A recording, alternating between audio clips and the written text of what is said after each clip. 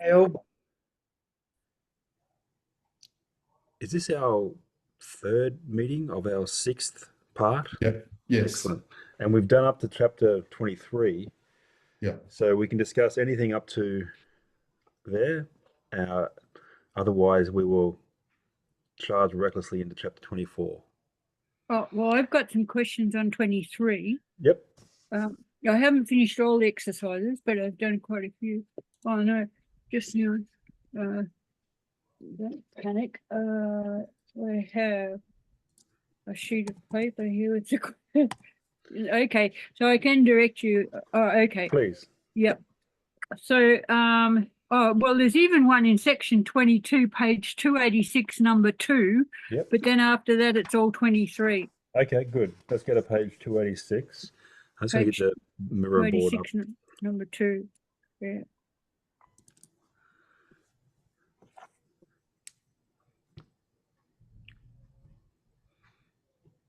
Okay. Number 2. Okay, what is the English for hutos alos eche? So that's a question mark at the end. Oh, I can't remember. Number 2. I Yep. haven't even. Yeah. So yeah, do you see that first clause? Hutos alos eche? Is that what we're looking at from Republic 342b7?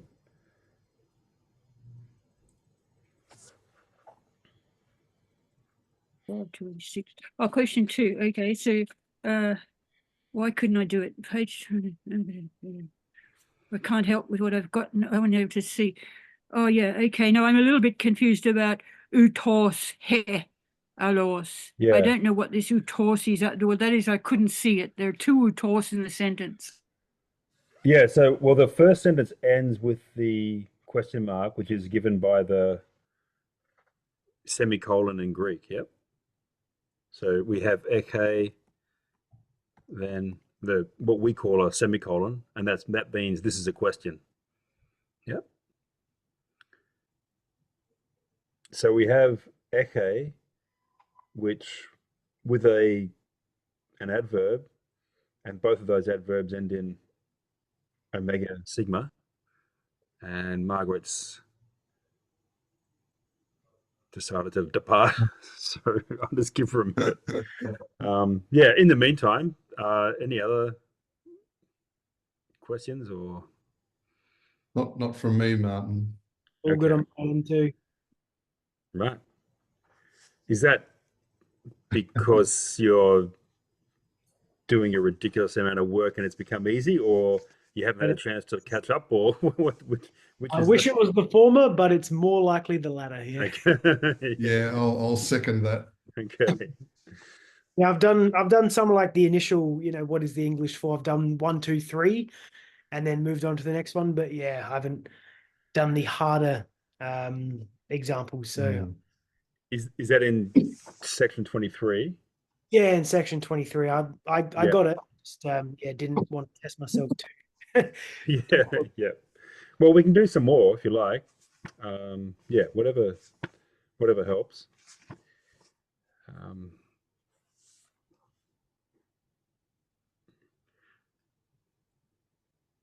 Yeah, and it might be good to look at something before Margaret gets back rather than just go on.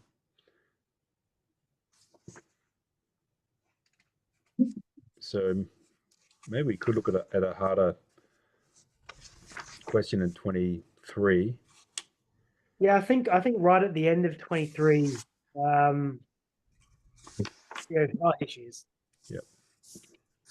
Right at the end of 23, 303, I did number 1, and yeah, that was hard enough, let alone the rest. Okay, well, we'll have a look at those. Yeah. In a second. Margaret?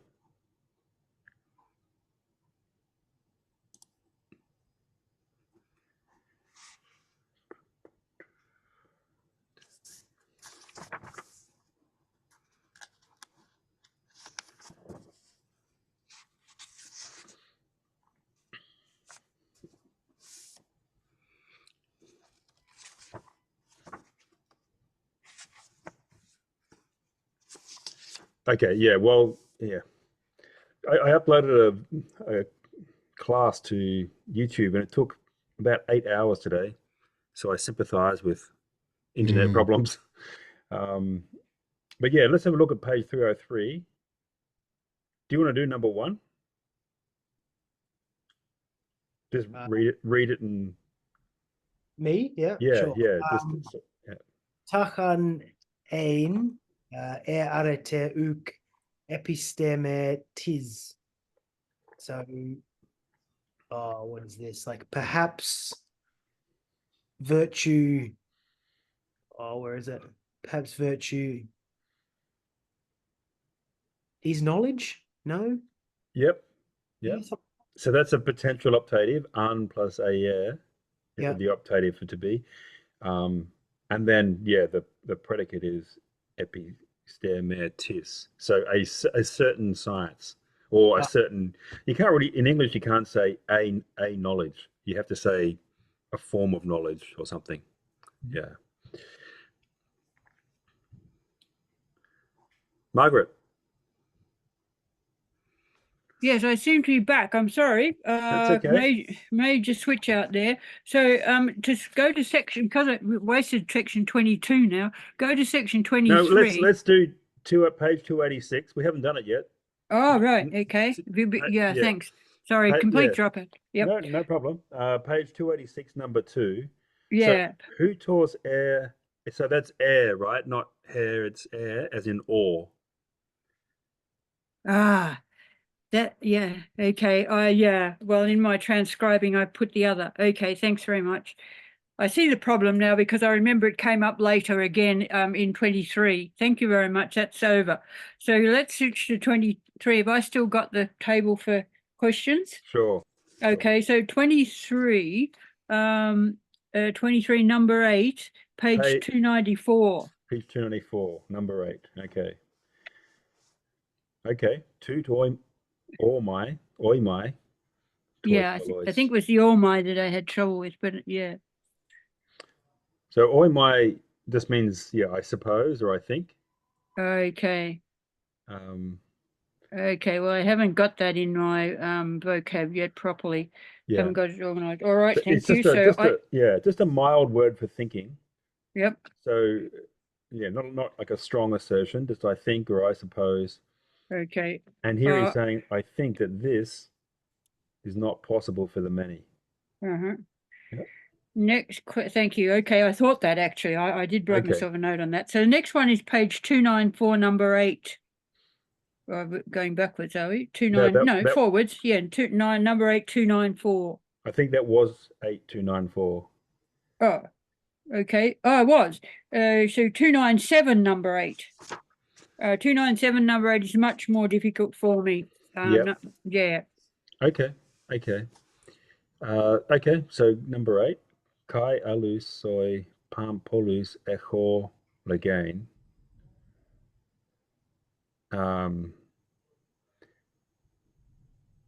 So you see, okay, so he's saying echo legain. That's the main verb of that first clause, echo. Yep. Followed by an infinitive. So the meaning will usually be I am able to. So he's saying I am able to say, and then, but the object, the direct object is masculine, alus pampolus, right? So it has to have the sense of I am able to speak of very many. Pampolus means it's pasa, pas, pasapan plus poloi, right? So it means altogether many. So I can tell and soy is the indirect object. Yeah. So I'm able to tell you of altogether many people. Yep. And then we have a relative clause beginning with the relative pronoun hoi. Who? Hoi. Who? Yeah. Agathoi altoi ontes.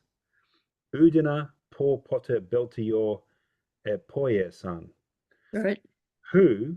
And then we have a circumstantial participle ontes.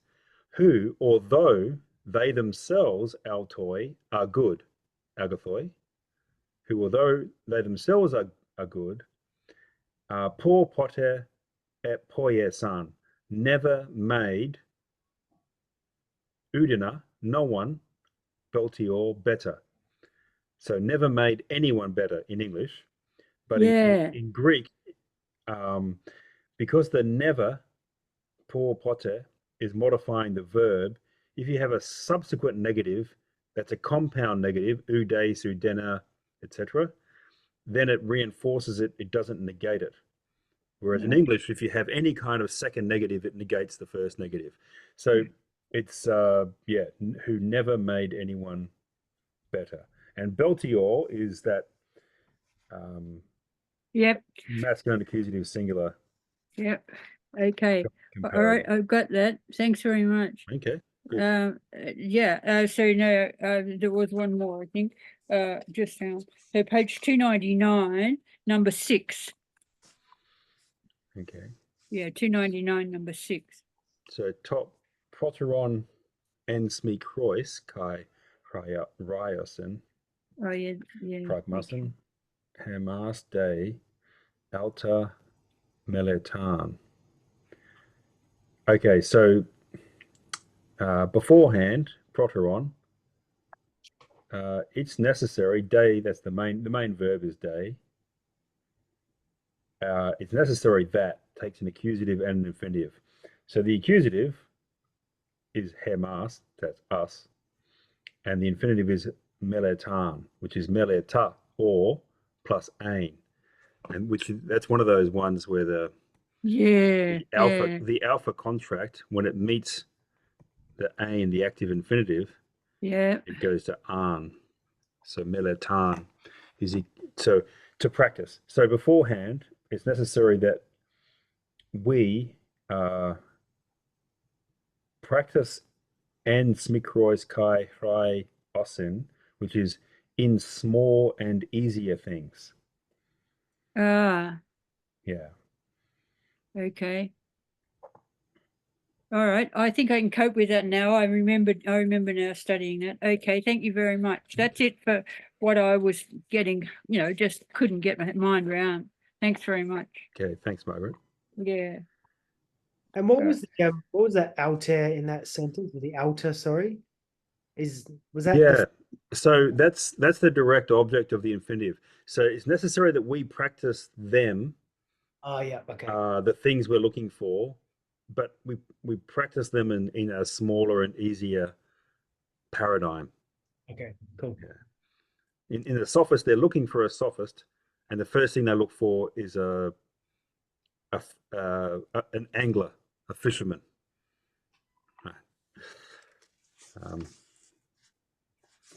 So let's go to 303, and we just had a look at number 1.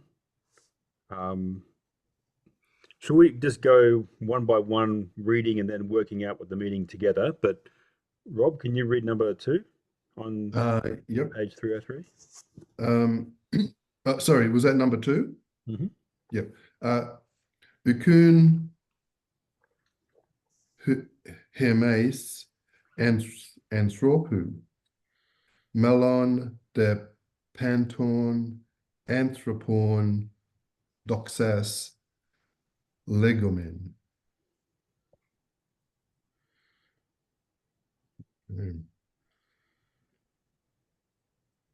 Okay, so Ukun can introduce a question or a statement. And when it introduces a statement, it's usually something like therefore. So, so therefore, we, Hermes, something of a human, we don't know what yet, and then malon de, but rather of all human beings, doxas, legomen. So therefore, we are saying, we are expressing, the opinions, the doxas of a human being, but rather of every human being, which out of context is a tough thing to discern. So yeah, I mean, just in the other one that Margaret brought up, and here, legor can have the sense of speak of. We are articulating the here. It's we are articulating the. So you can say something directly. We are articulating the opinion.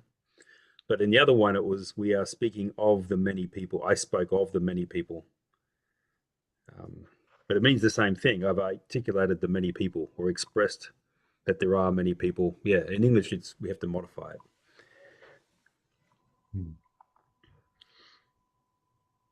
Okay. And number 3, Brody, can you read that one?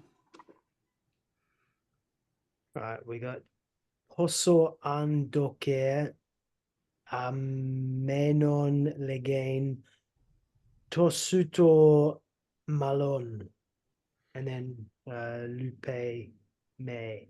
Yeah. Yeah, I got no idea. Yeah. Oh, So I don't know what.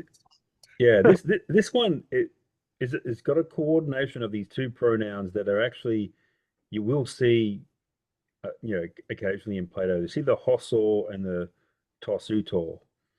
So we've got the demonstrative tosutor, by this much, right, in the dative, by this much, and the hosor is relative to that. So by as much as blah blah, by this much blah blah. So that's the relation between the two clauses is given by that relation between the relative pronoun and the demonstrative pronoun. So by as much as docker, so undocker, by as much as it seems better to speak.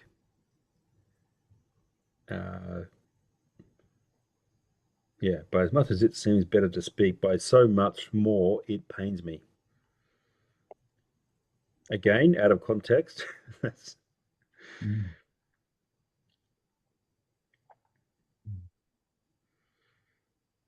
Have we covered that construction I before? think they just introduced it because it was part of the It's just above. comparative. Yes, of course.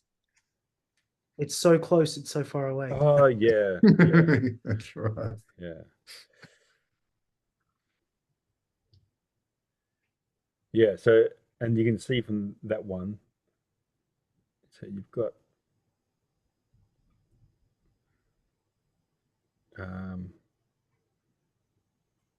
yeah, the, in that one, it's got Hossor, Maidorn, Tosutor, a Kale Portera. So they're comparatives as well. And we've got a Mainorn and Marlon comparatives. And that's frequent for this construction, Hossor, Tosutor. By as much as it's more this, it's also more that. Or yeah.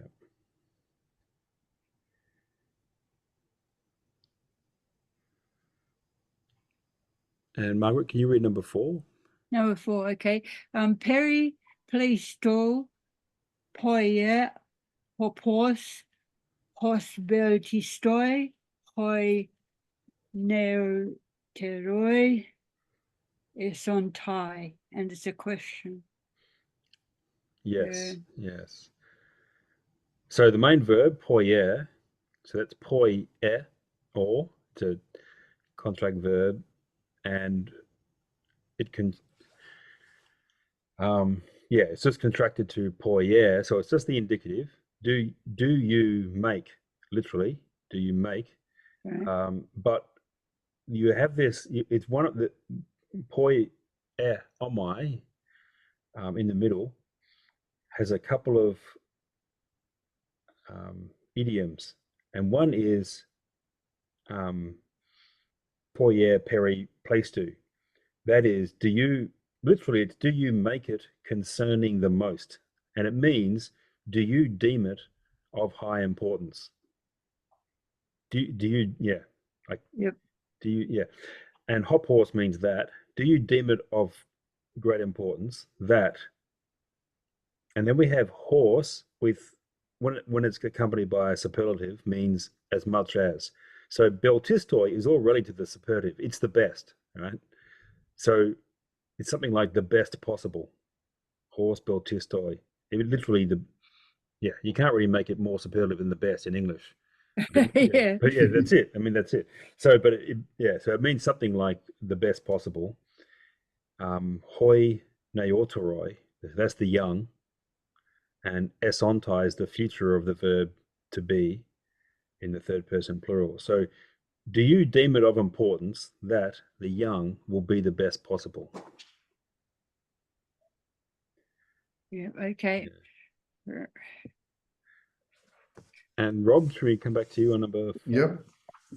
Lege de hos tacista pros theon. So lege, what form is that? Lege. Well, that's present indicative, isn't it? It's present tense, yep. Yeah. Sorry? Is it the imperative? Oh, is that the imperative? Yeah. Oh, cool. Okay. Right. Yeah. So say, and then that's Say. made emphatic by dare, like say, horse takista. So horse plus a superlative means as You just mentioned that. much as possible, whatever the Yes. thing is. So Uh-huh. takista is already the superlative quickest. So this means say as quickly as possible, speak as soon as possible or as quickly as possible. Pros theon means from the gods or just by God, by the gods, I guess, by the gods.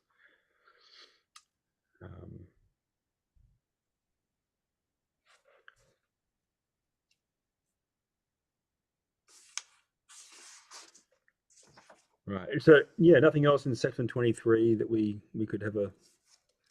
Okay.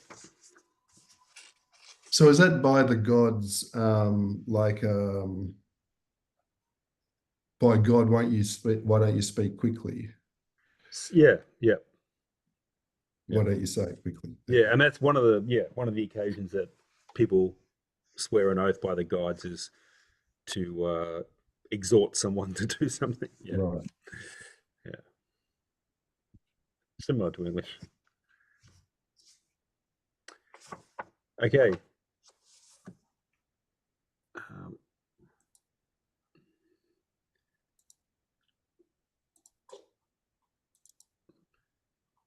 Let's Godzooks. have a look at 24. So, okay, we're looking at. Have we seen the me verbs? Did, or me, his, me? Yeah, I have. Yeah, I mean, I know we have briefly in the Mino sections because they're very common, but he's introducing them more formally here. So, Yeah. the three most common, didomi, histemi, and tothemi, and they're usually the ones that are used as paradigms in the textbooks. So, didomi is to give, grant, and one of the compound verbs made out of it is apodormi. So that means to give, either give out, that is to distribute, or to give back, that is to pay back, to render. Yeah. And then we have a compound verb, entunkano. So we've had tunkano as I happen to be X, or I chance upon Y.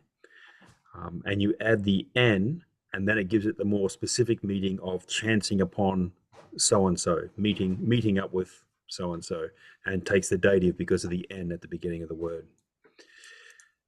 Hiami, you see hiami a lot in compound verbs. He hasn't got one here, but we'll see some before long.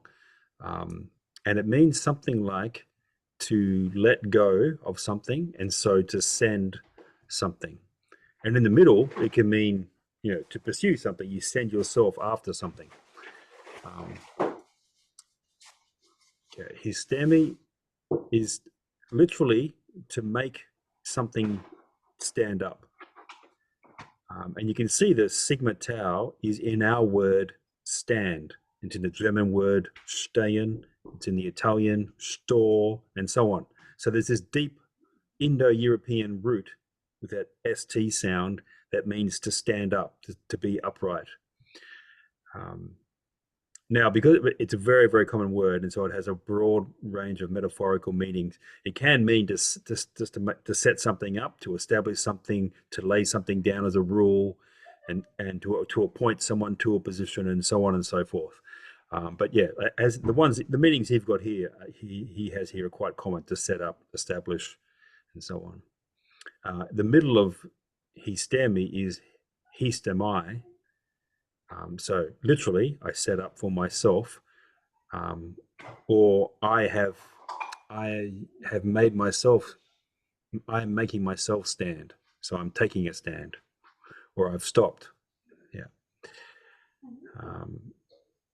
Then we have a word which is a combination of pas, pasapan, all or every, plus ergon. And I think we've looked at this in the Meno, that someone who is willing to do ergon, pasa, panta erga, willing to do all deeds, is someone who will stop at nothing, and so is traditionally translated as villain or rascal or something, because it means you're unscrupulous. You have those scruples. So tethemi, very, very common word, which means to put or place, or deposit, to propose, to set down, set forth, and so on. And as one of its compound versions is pros tethemi, and that's to put down pros in addition to something else. So it's to add something, or apply something. Right. Okay, so as he's discussing here, they all have, their stems end in different vowels. So histemi ends in an alpha, which you only see that in the middle. Histemai. Tethemi ends in an epsilon, but it's covered over by the eta, which you get in the singular and the dual.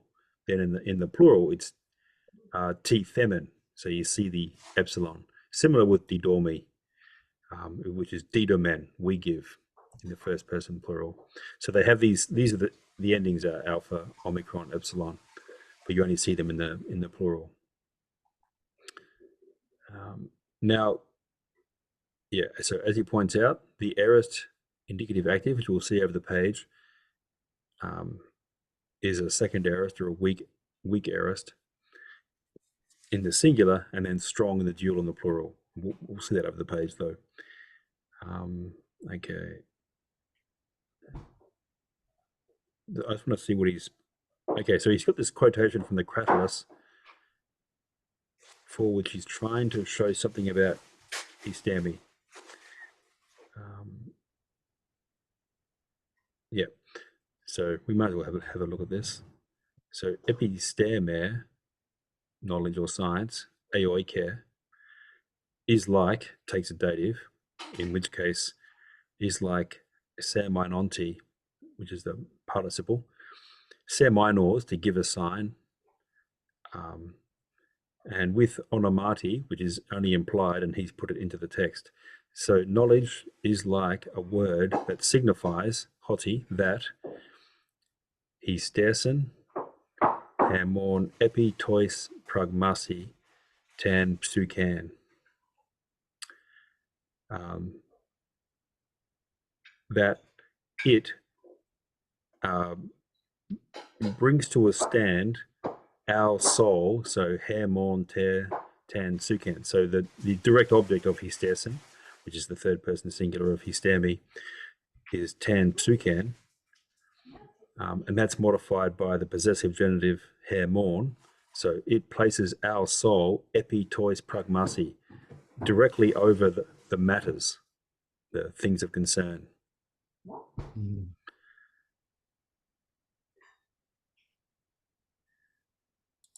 Okay. And so his this is one of those instances, Martin, where he's gone with our mind rather than our... Yes. In his translation. Yeah. It's a huge error.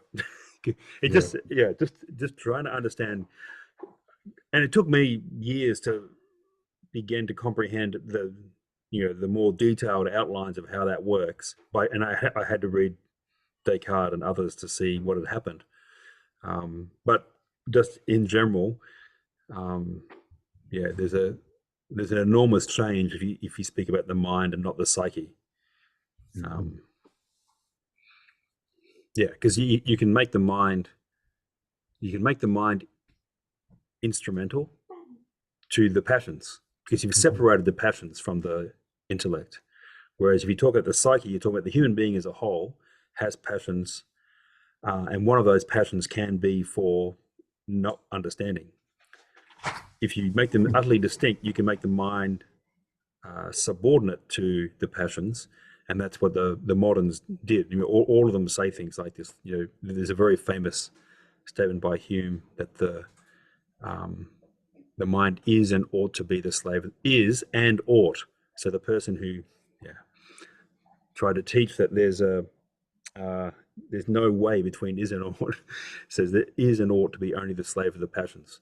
And Hobbes says the same thing. The mind is like the spy who seeks out the ways to the ends determined by the passions, and so on and so forth. You know, in the Fifth Discourse on Method, Descartes says, reason is an instrument useful in many circumstances. So yeah, reason, or the mind, becomes an instrument of the passions rather than a faculty of the whole, the psyche. And yeah, so it's an enormous change, and whether or not one agrees wholly or partially with either, if you don't understand that, you're not going to be able to see modernity as it is in comparison with the alternative that it rejected. That's my suggestion, and yeah, it's disappointing to see a book on Plato. Yeah. But he gave the evidence, like in that paragraph in the footnote, he gave the evidence and then still did that. I don't understand. You know, anyway. Yeah. Okay, so here we have the present active indicative. So this is the active form, and you can see that in the singular we have the long version of each vowel, and in the dual and the plural we have the short version. So just looking at histemi, so the endings, like in that table I put into an email a while ago, I'll have to put that together with the other things that I'm putting together slowly. You know, like the endings are me, si, men, te, sin, and they're familiar and the same across all verbs and me verbs. What changes is just in the singular. And you can see, so we've got he, stare, me. So after the vowel, me, sigma, and so on. And that's the same across all three here. He, stare, me, he stares, he staresen. Histamin, histate, histasen. Yeah. So, and just notice, so yeah, didormi, didors, didorsen, and then the short version of the vowel on the verb stem, the tense stem, didomen, didote, didoasen.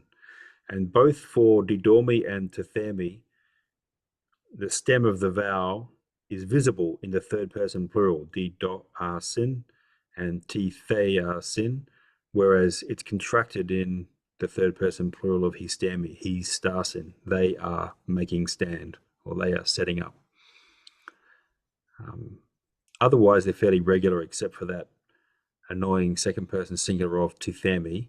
So tithes is the regular version, but you also get tithes, because the that is the stem vowel, has contracted with the in the second person singular ending to a. Now the middle passive versions of the present indicative are more regular. So you have the short vowel all the way through. So looking at histemi in the middle passive, it's histemi, histesi, histetai, histamatha, histasthe, histantai. So short vowel all the way through, and those are perfectly regular endings: my, si, tai, methas, the, ntai. And so that's the same: didomai, didosai, didotai, didomatha, didosthe, didontai. So they are spelt differently because they have that different stem vowel. Okay, let's have a look at what is the English for, just to practice finding where the various endings are. So this is a quote from the Phaedrus: "Ep eutukia te megister paratheon he toiaute mania didotai hemin." So the main verb is didotai, which is the middle passive, in this case the passive of didomai, and the subject is mania, which is madness. So he toiaute mania is madness of this sort, or this kind of madness. Is given, passive, didotai, is given implicitly, he mean to us, paratheon, from the literally from the side of the gods, but just from the gods. Ep eutukia, for good fortune, the greatest, te megister. So less literally, such madness is given by the gods for the greatest good fortune. Can you see how that works? Just ask me about any part of that.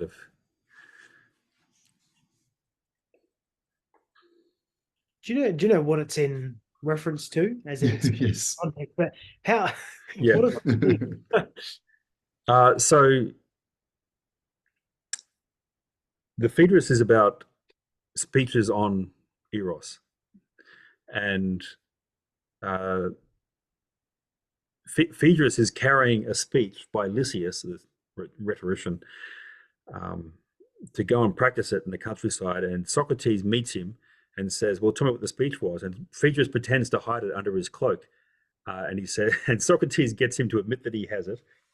And he says, "Well, I'm not going to let you practice on me. Read me the speech." And Phaedrus, who's a beautiful young person, loves this speech because it's directed towards a beautiful young person. And it's an argument for why the beautiful young person should give their favors to someone who's not in love with them. Because lovers are mad, they're irrational, they'll harm your reputation, they'll lose their desire for you and betray you, etc., etc.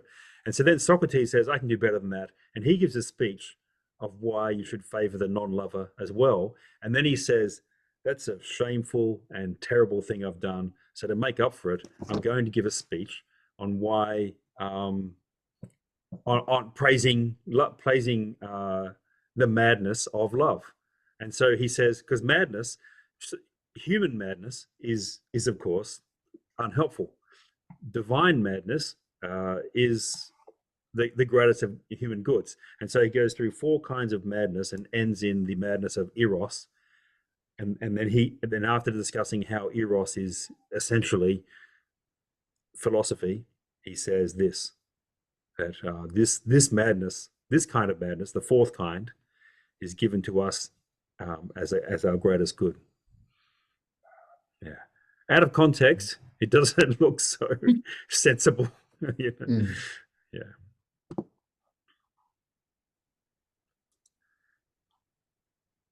Okay, so the infinitive ending is nigh in the active infinitive ending nigh. So histonai, so short vowel on the stem, histonai, didonai, tithenai, and the middle passive infinitive is sthai added to the same vowel ending. So histasthai, middle or passive. So to set up for oneself, to make to stand for oneself, or to be made to stand. Didosthai and tithesthai. All right, so we're just going through, through more forms. So present subjunctive. Now these endings are the same endings as we've learnt for luor. So luor, lues, luer, luorman, etc. And here it's he stole, he stares, he storman. But you'll notice that unlike the active in luor, lues, luer, here the accent is always over the first vowel of the ending, and it's always a circumflex because there's been a contraction between that stem vowel, the a, or e, and the subjunctive ending. So just looking at this, the didomi, didor, which is d-do plus or, d-dos, which is d-do plus s, and the air has been modified into a omega, and the iota subscript for the iota. So d-dos, d-do, and so on. So there's, yeah, they've always got a circumflex because there's a contraction.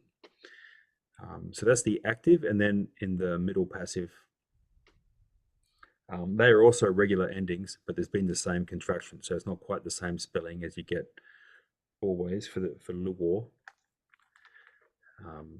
So he stormai, he stare, he staretai, he stormatha, he staresthe, he stormtai. Yeah, but otherwise that's quite close. So I'm rushing through, but if we do a couple of examples, then we can start to find where they are. So looking at this first one, Rob, do you want to read the first one under what is the English for on the bottom of page 24? Sorry, bottom of page 309. It's okay. Yeah.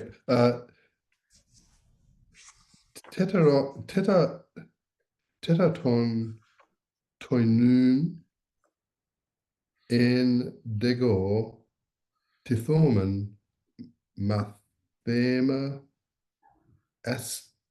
astronomian. Yeah, this is actually a funny usage because it's the direct opposite of our usage.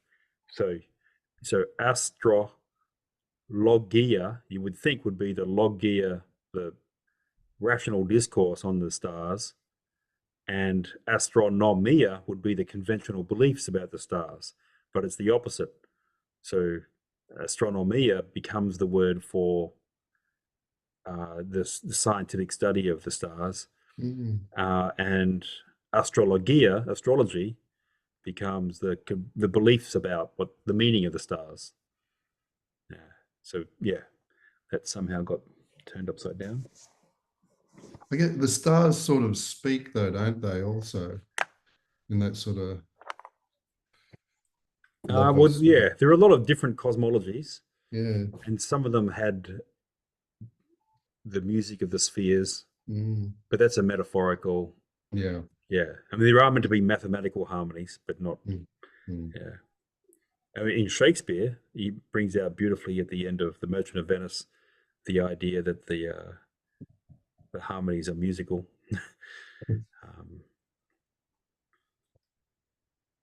Okay, so yeah, Toy Noon, now then, and de Gore, I said, T Thorman. So we've got the circumflex over the omega, and you don't get the omega after the tith unless it's the subjunctive. So that's the first person plural of tithemi. So let us posit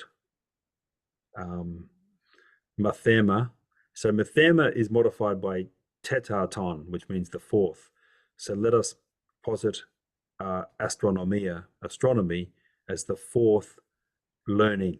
Mathema just means an object of learning, something you learn. So the fourth discipline, the fourth subject of learning.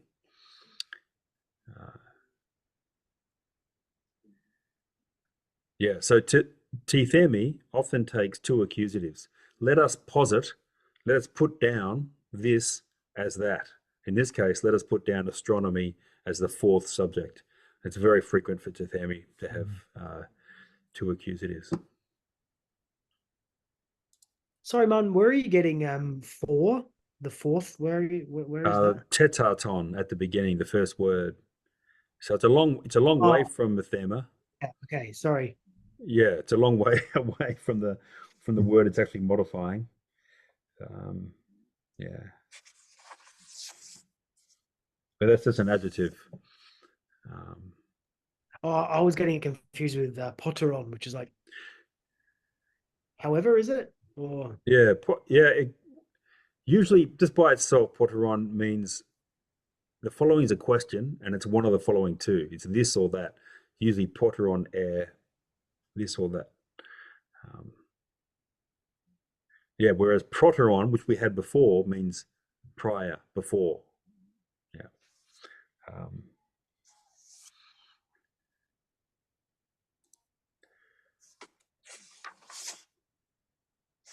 okay. Optatives. Now, you'll notice that the optatives, you know how in the contract verbs like poiet or tima or der lot, or they have versions of this ending for the optative an or an, or but en, es, air, and so do these stems that end in a vowel. So he styan, d doyan, t thayan. Otherwise, the endings are the same as for the contract verbs in the or verbs. And yeah, again in the plural, more regular. So like for the or verbs, lu oi man, lu oya, lu oito, lu oimetha, lu oyster, lu ointo, and here it's just modified by the presence of the particular contract vowel. My train of thought is just being interrupted by the whining of a small animal, which I just have to let through a door. I'll just be 2 seconds. And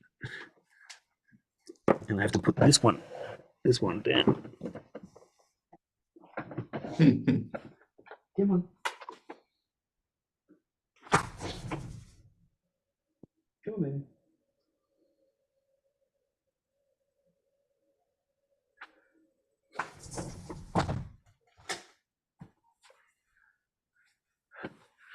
Come on.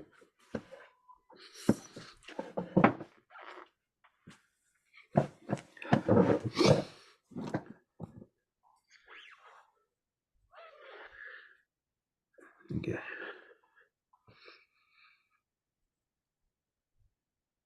Okay, so I hope some of the overall patterns of the endings is becoming visible, and they are quite regular. In the even in the optative here, it's different for the first, second, and third person singular, but in the plural, men, te, then a word ending in nu, that's the same. Then in the plurals, it's much more regular: man, oyo or io, to, metha, sthe, and to. Those are the regular middle passive endings across most of the tenses and moods. So it's just a matter of sorting out which one's optative, which one's indicative, and so on. Which is a lot. It's a lot to sort out, but there are these regular patterns. And yeah, just a word on the dual. So he notes in that in the middle duals, the present optative dual is found at Euthydemus 294d. A epististan, if the pair of them should know. And I presume he's telling us that because otherwise we don't get any of these words in the dual in Plato. And there are a number of places where you get a sudden rash of 15 duals, but there's only about 2 or 3 places in Plato, and there may not be any of these me verbs. Yeah, so the dual is quite rare, and also the dual is the most regular thing in the verb. So if you make your struggle through the verbs, and it's easy to add the dual endings. If you don't have time to get this on the way through, but if these endings on, and, that's for the optative dual. So the second person is always on, and third person always and, whether it's present, aorist, whatever. So they're quite regular. Okay, let's have a look at a couple of the questions. What about to the does the dual signify? I can't remember going through it. 2 things, a pair of things. Oh, okay. Yeah. So if in the second person, it's like you too. the pair of you, go on sentry duty or something.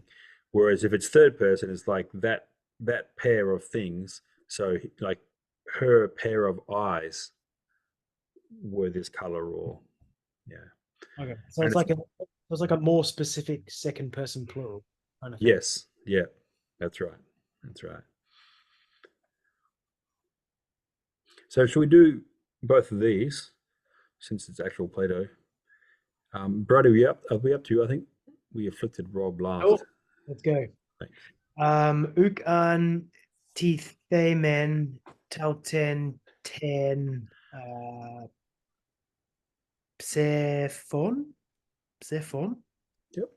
Yeah. Okay, so man. So that's the middle passive ending, and it's in the optative. A, it's got that iota that indicates an optative, and it's present because it's got the full stem teeth. So man. So that's the present middle optative with or passive. But I'm taking it as middle with un. So potential optative, and negated by uk. So I would not put down for myself, right? And I'll come back to the more colloquial sense. We've got a direct object in the accusative, tau tan tan psephon, and that's this vote. It's literally the word for a pebble, but it's like a fragment of ceramic, fragment of a pot, and you scribble on it your vote and put it in a large jar, and someone counts them up. Hopefully, they count them up. So that's So I put down for myself. That's what you choose to do. So I would not choose this vote. I would not make this vote. Something like that.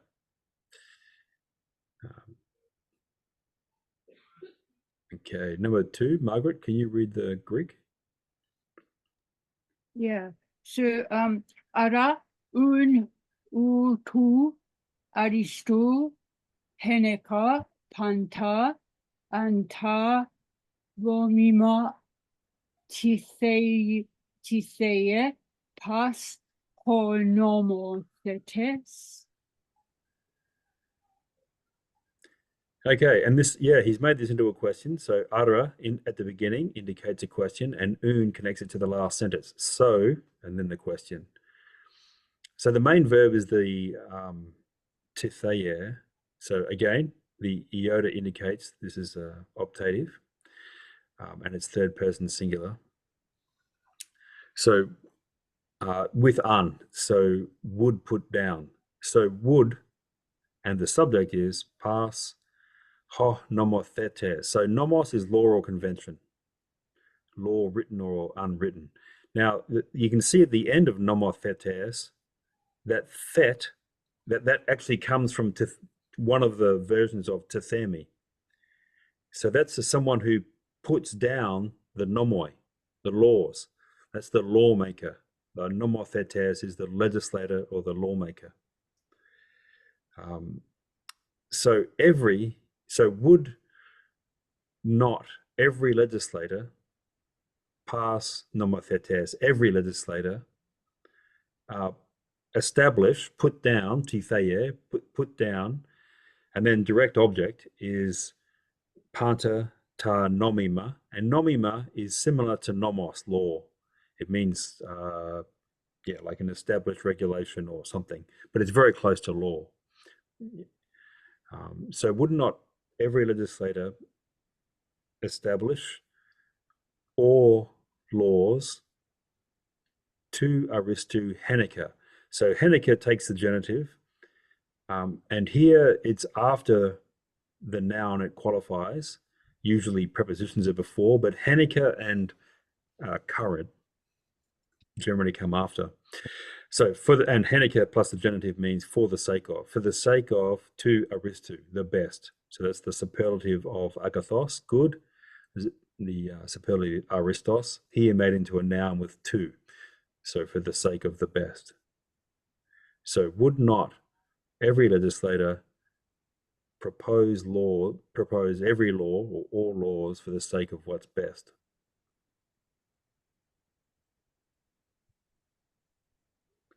Yeah. Any questions or? Okay. Best for who is Well, in the Platonic The Aristotelian women, best for the women. yes, that's right. Always the case, Margaret. No, it's for anthropos. Okay, for psyche. It's best for psyche. Psyche, yeah. Psyche. Yeah, It's best for psyche. psyche. Don't worry, I'm not hung up. It's all right. I'm enjoying myself. I'm a wonderful It's all time. right. I'm just being facetious. Okay. No, it's the next question in Plato, because not the city can't be run by everyone, and so it'll be run by a certain group, the regime, whether it's the people, the few, or the one, and the whole question is the character and quality of those whoever rules.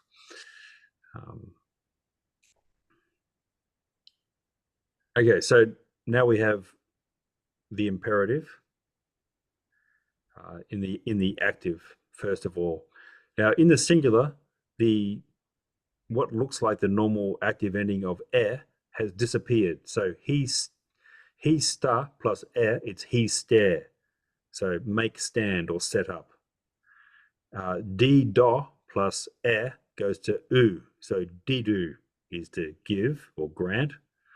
And tithe plus goes to tithe, put. And that looks like tithe looks like an indicative third person. It's not, because in the third person singular present active indicative, it's tithesi, right? So you need to that's one you need to differentiate. Tithe is the imperative, put, rather than put, place, propose, not the indicative.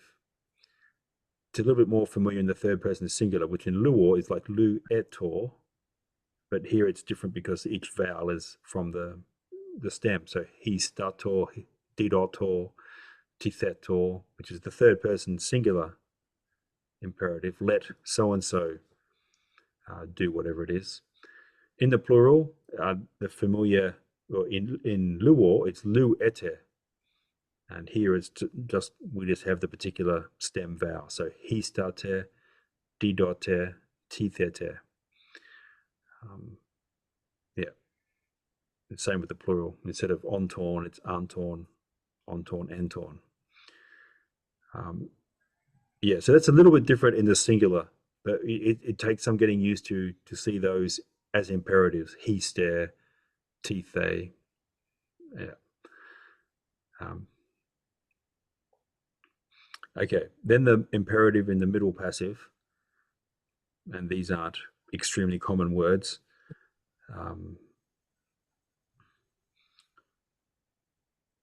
Yeah. So he star saw. So the saw, yeah, this isn't like, it's similar to luo, except the sigma hasn't dropped out, leading to a contraction. So here we have he star saw, dido saw, tithe saw. Yeah. Then esthor for the third person singular, which is contracted, and then sthe, straight again on the stem vowel. Istas there, didos there, tithes there. Yeah, so that's reasonably regular and not extremely common. You'll remember for luo, the participle in the aorist is lusas, lusasa, lusan. And that looks a lot like the present participle in the active for these words. He stas, he stasa, he stan. There's a contraction in all of them. So dedus, dedusa, dedon, and tithes, tithesa, tithen.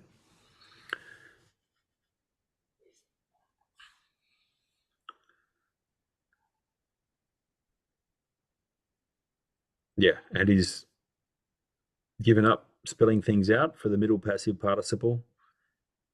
It has like lu omenos, it's he stamenos, d dominos, t themenos, air on. Okay, imperfects.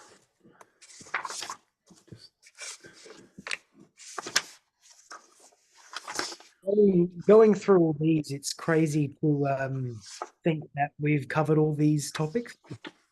Yeah, that's right. How do you mean? Oh, we've done all the aorist, optative, subjunctive, middle, Yeah. passive. Yeah.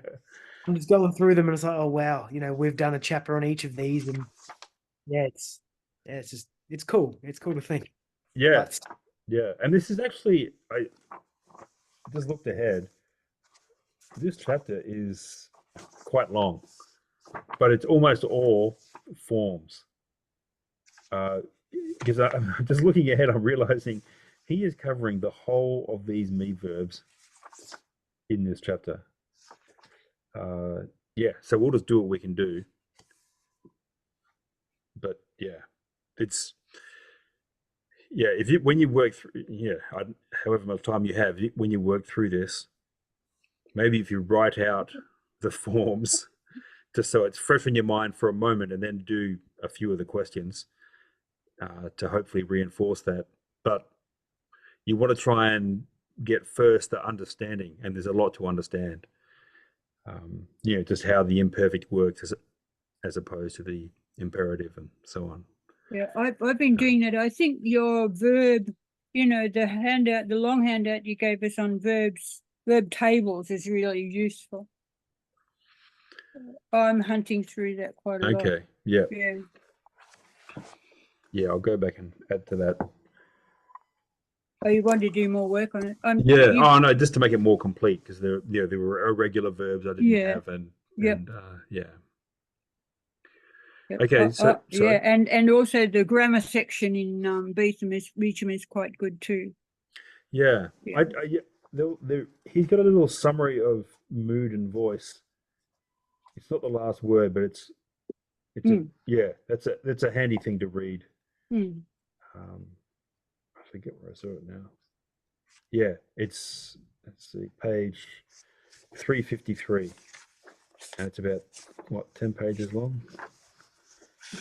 Yeah, it's 12 pages long, and then he's got a section on word order, which is just a couple of pages, and then he describes the dual, which is again something you can add. But yeah, those page 353 to 369, that's worth having a look at.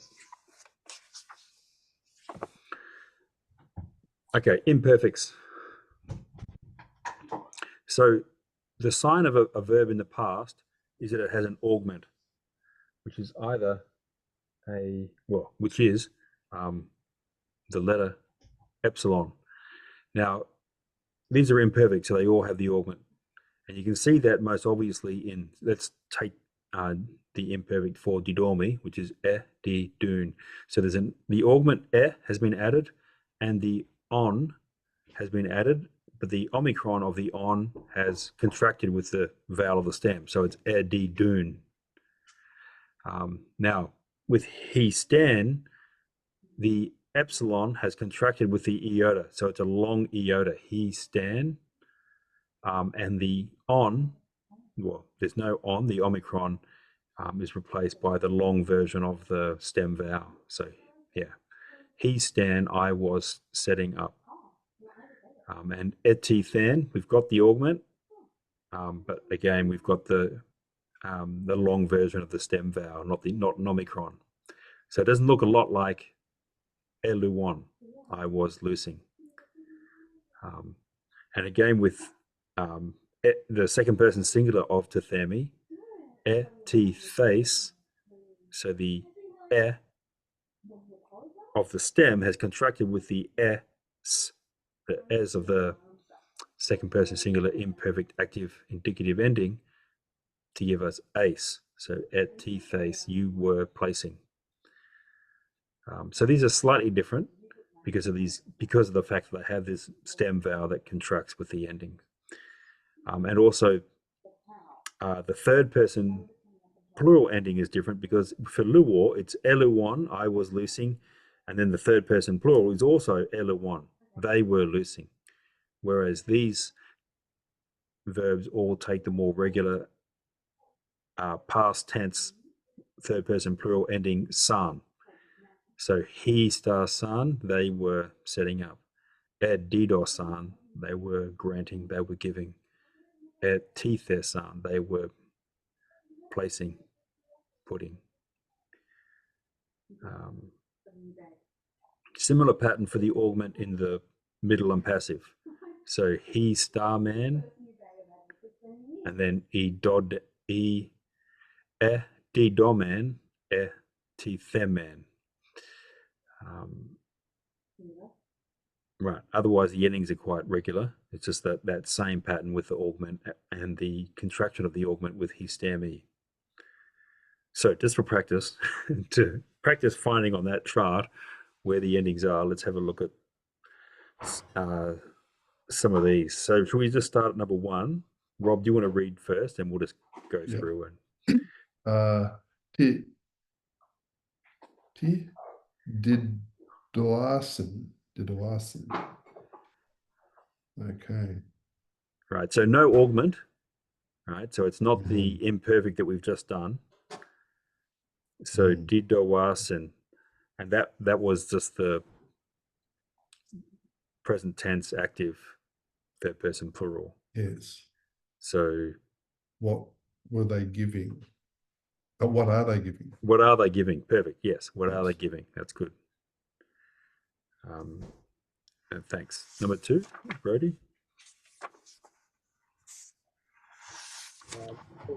T did awesome. What he, she, it giving? That's right. That's very good. T did awesome.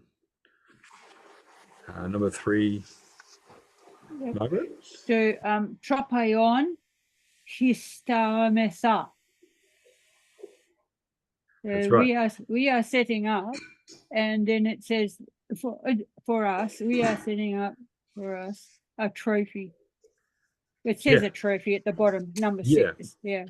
That's right. That's right. Yeah. We're setting up for ourselves. So Yeah, we're that's- however you translate that in the context, it might just be we're setting up. But yeah, we're setting up for ourselves a trophy. That's good. That's very Yeah. good. Yeah. Shall we skip down to number 10, 11, 12? Tauto Didonton. Okay. Didonton. So didonton is the Is it well, it can be the imperative in the third person plural. In the active. So yeah, it can be let them give,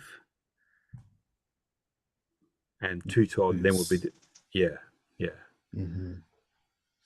Sorry, I read didonton. Oh yeah, tutod. Yeah, let them give this. I was looking at the next one.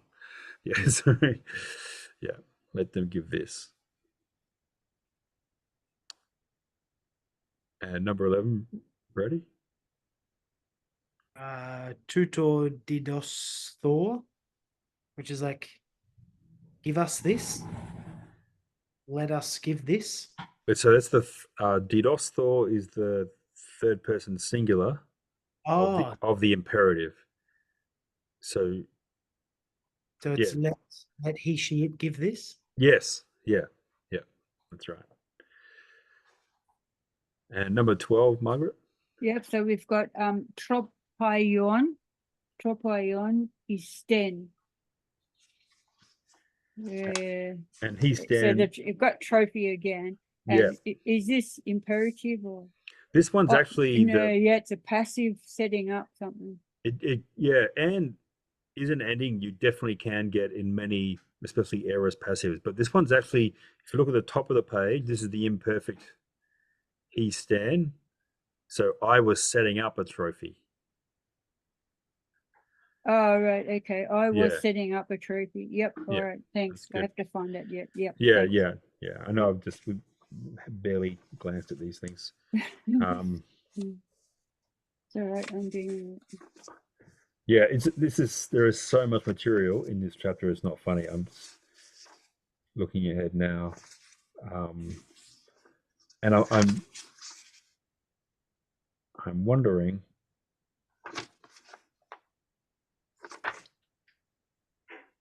because he's about to go on to the aorist. Yeah. Yeah, how ambitious do you feel for next week? So very, very quick vote. We could just stop and do some more exercises, or I could do a rapid introduction to the other tenses of the me verb. Yeah, if you go through, I've actually passed through a lot of this because I thought I was supposed to know it, you know, looking at the verb forms and everything. Anyway, Oh, okay, great. Yep. Yep. Well, What the steam ahead is that? Yeah, I don't mind. yeah, Yeah. steam ahead. Because Okay. get to the readings. That's what I want to do. Okay. Get as much done as we can. It's a bit dry. Okay. Well, now we come to the aorist, and so this is where the principal parts of the verb are very helpful, because if you can memorize, say, the principal parts for tifemi, tifemi, didomi, histemi, they're quite regular outside of the present and the imperfect, right? So once you know, for example, tifemi, the second principal part. Here, I'll just go to Miro for a second.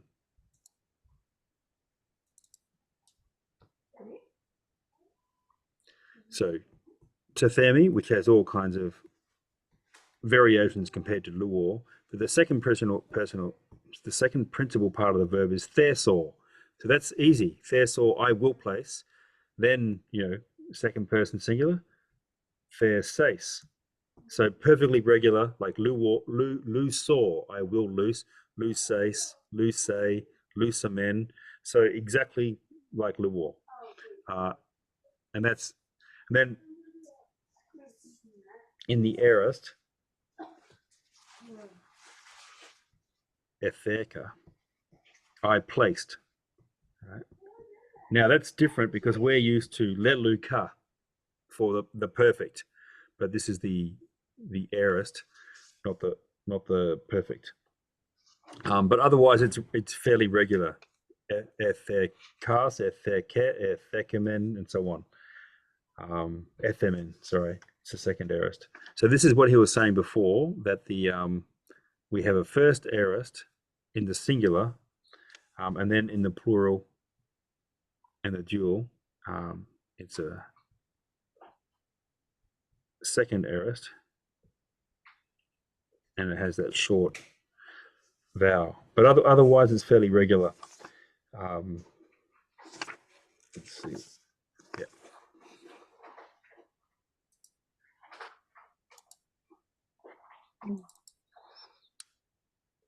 So, and everyone takes a while to assimilate the me verbs, especially, and they all have some irregularities. There's no such thing as a perfectly regular me verb as there is for the all verbs, like luor, and paide uor, and a few others, a kuor, not a kuor, not in the perfect, but there are some verbs that are quite regular. It doesn't exist in the me verbs.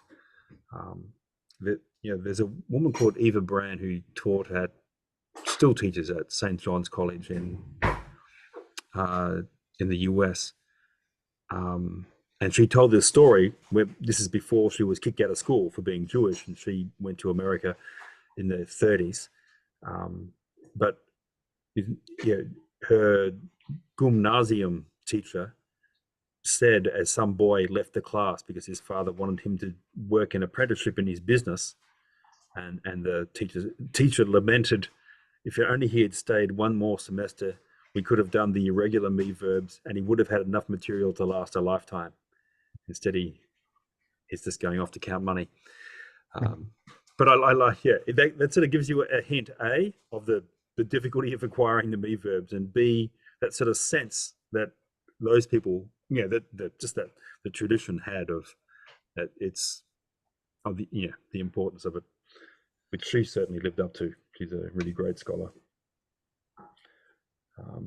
Okay, so the active indicative. So it has this slightly unusual form of ending in a kappa, and in the singulars, and then in the plural, it has a second aorist. Second aorist form with a short vowel. FMN, FSN. Yeah, so that's an irregularity, and that does make it more difficult. The infinitive is still nigh, the infinitive ending, but now it's added to the aorist, an aorist stem. So do nigh, to give, and they nigh. But again, like the infinitives for luor, the infinitive usually indicates aspect, not time. So to give, to put, rather than not time.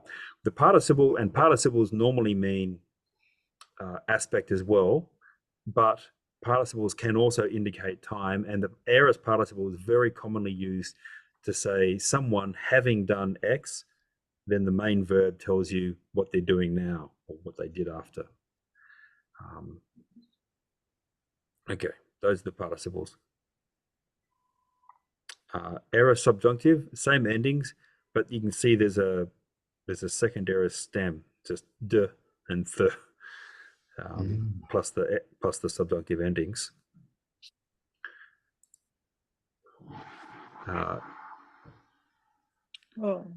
And the optatives, again, in the singular, they got this oyer, oyers, oyer, like Amy, ayer, and then the short stems. Imperatives, yeah, just a sigma on top of the verb stem. So dos, thes, and I'd say that just my recollection is the second person singular is actually not uncommon. Like thes, someone speaking to someone, like posit that or put that down, or that's you do occasionally get that. And dos, yeah, not so common in my experience in the third person. Okay, so then the middle of the same words, and these are second aorist. So we have a different stem from the present, just the de. So domain and theman. Yeah.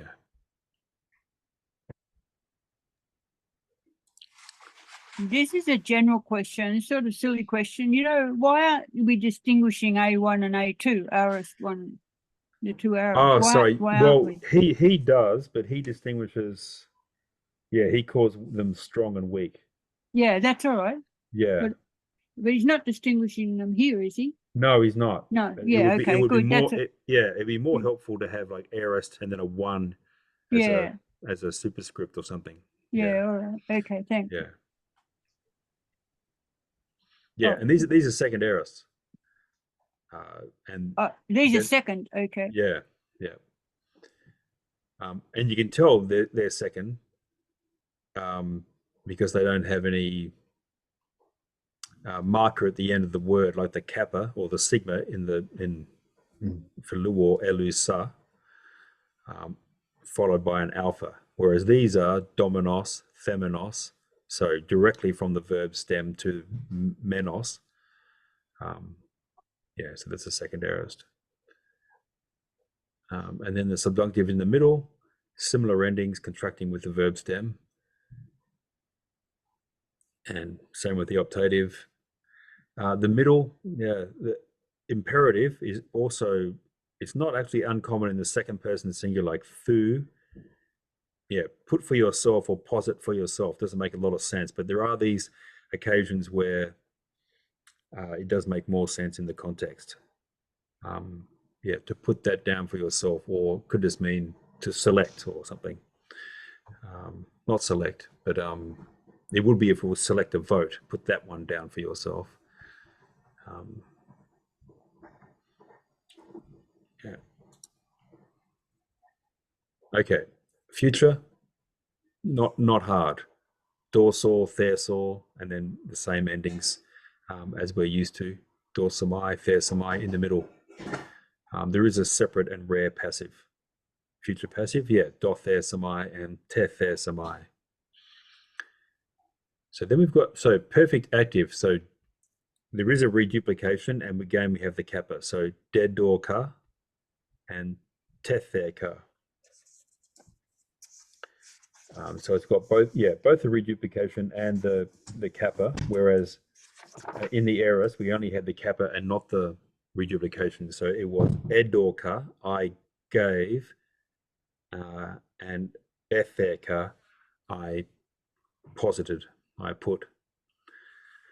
And then the pluperfect. So the pluperfect is identifiable by the fact that it's got the perfect stem with another epsilon at the beginning and with a longer ending. So the perfect is a primary or tense because it refers to the present or the future. It refers to the present as the result of a past act. The pluperfect refers to the past as the result of an act that happened prior to that time. So dorke, I had given or granted something prior to the time that I'm speaking about. And etefeke, I had posited something prior to the current act or the act described in the past. And then aorist passive, edothen, etethen, edothen, I was given, etethen, I was placed. Perfect middle and passive, dedamai, I have been given. Passive and dedamai, I have given for myself. Now he's put for the tithemi, he's put kmai.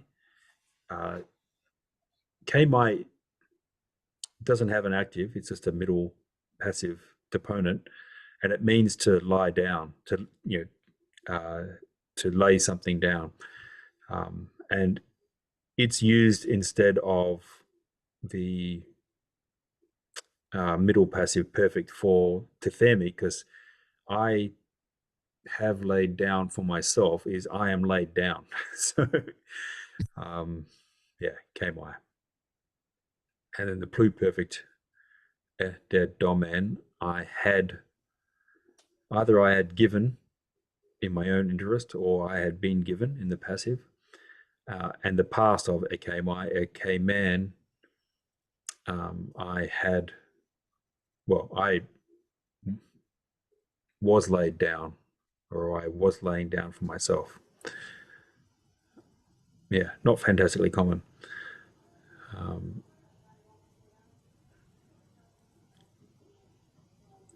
Now, we only got a couple of minutes, so I'll just skip through some of the things that are pointed out. So he's going to suggest here that these words are often used as compound verbs with a preposition as a prefix, which is very true. And I'll let you look at the examples, but we can look through them next week. Yeah, a lot of these senses like nomon tithemai, sometimes they'll take the middle, like make it literally, I put down a law for myself, or I legislate.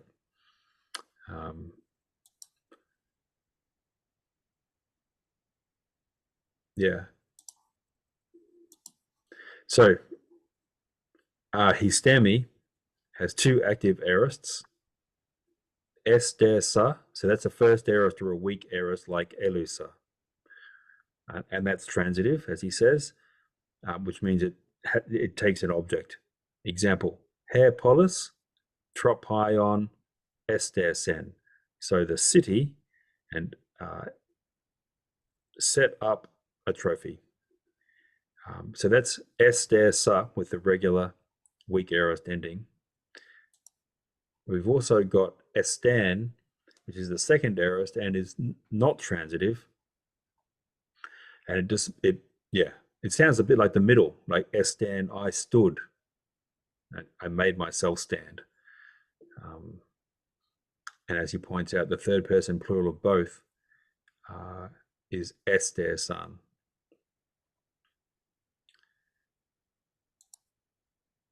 All right. And he gives the other endings for histemi.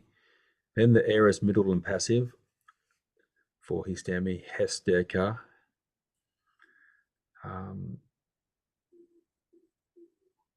Perfect. Yeah, perfect active hesterka participle.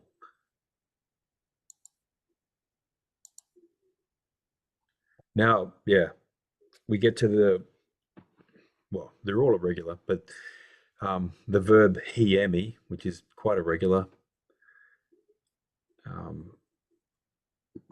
And yeah, conjugated largely like tithemi, but a word it's actually reasonably frequent. Again, usually in composition. So aniemi, yeah, literally that would mean I let go up, I let go away. Afiemi from apo plus hiemi literally means I do let go away from, so I release. Epi plus hiemi in the middle, FEMI is I let myself go epi after something. So I seek, desire, strive for something. Methiemi, and you can see, so the verb hiemi has a rough breathing over the iota.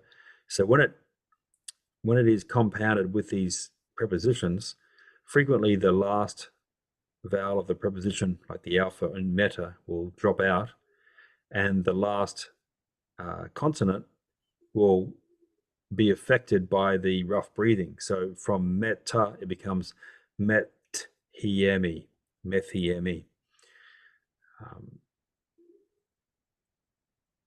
Yeah, and methiemi, if it's methiemi in the middle, it means to pursue as well. Suniemi, so iemi is, because it's like let go, but it can be almost like place. And if you put something together, suniemi, then you put two and two together, you comprehend it, you understand it.